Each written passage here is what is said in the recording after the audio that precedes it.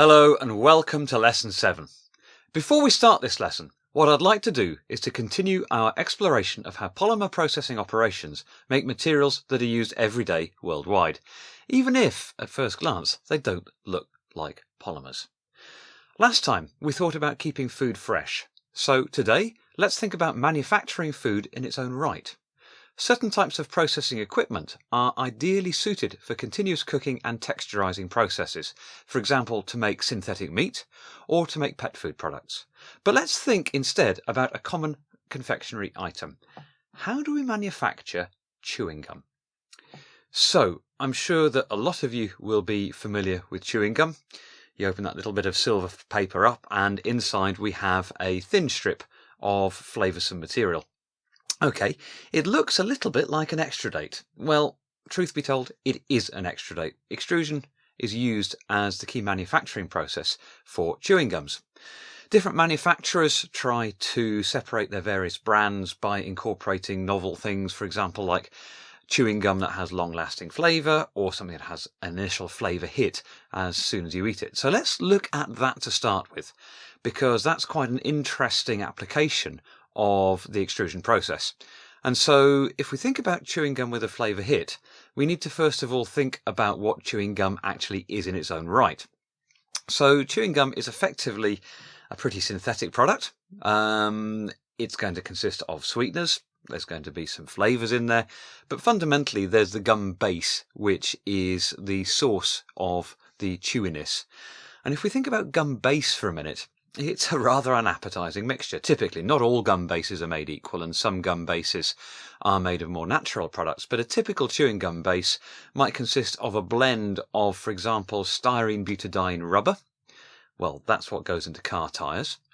It might also include something like polyvinyl acetate. That's one of the key ingredients in wood glue. And also mixed into that something like paraffin wax, which we otherwise know as Vaseline. So this mixture of Vaseline, wood glue and rubber tyre is the main constituent ingredients behind gum base.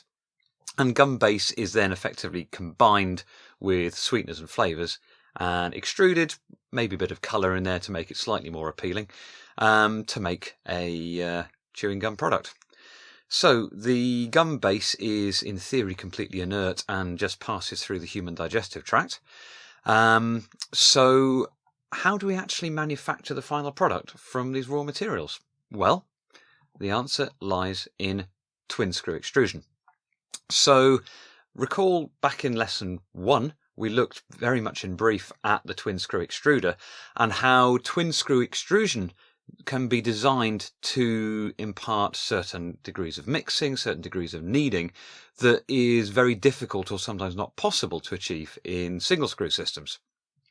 One of the other key advantages of twin screw systems, as a result of the way we can design the screws, is that they can take multiple feeds. And that is key to two-stage flavour release chewing gum.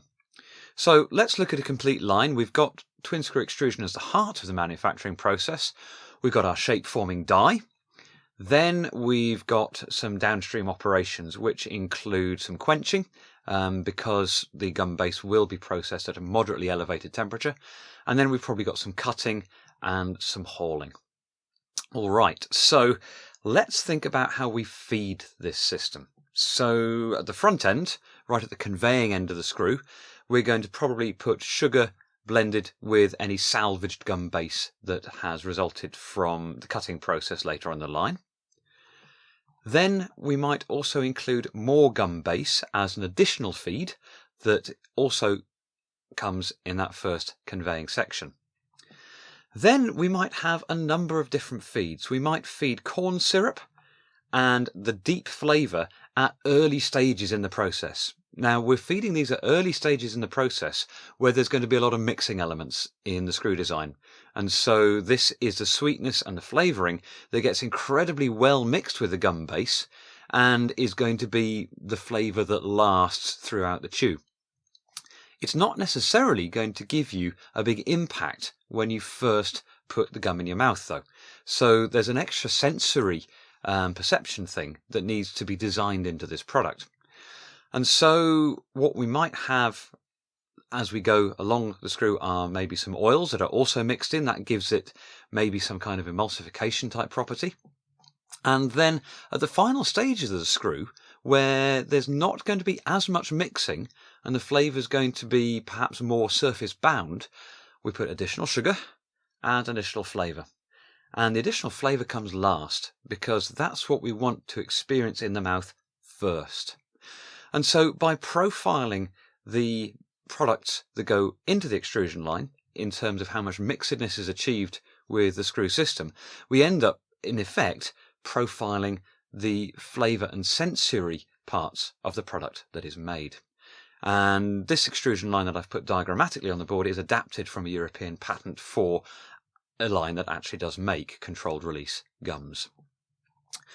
Okay, so twin screw extrusion is at the heart of this process, and rather than focus on the gum manufacturing itself, where the twin screw extruder is in effect a black box and you can't really see inside, I've put a link to a video here that tells you all about twin screw extrusion and effectively the different screw elements that you can get. It's a very nice CAD animation and gives a good visualization of the varying elements that you can get in twin screw designs. So there you have it. There's how controlled release chewing gum is made. I must admit that I won't be eating any of the stuff in any time soon. I quite like styrene butadiene rubber on tyres rather than in food products.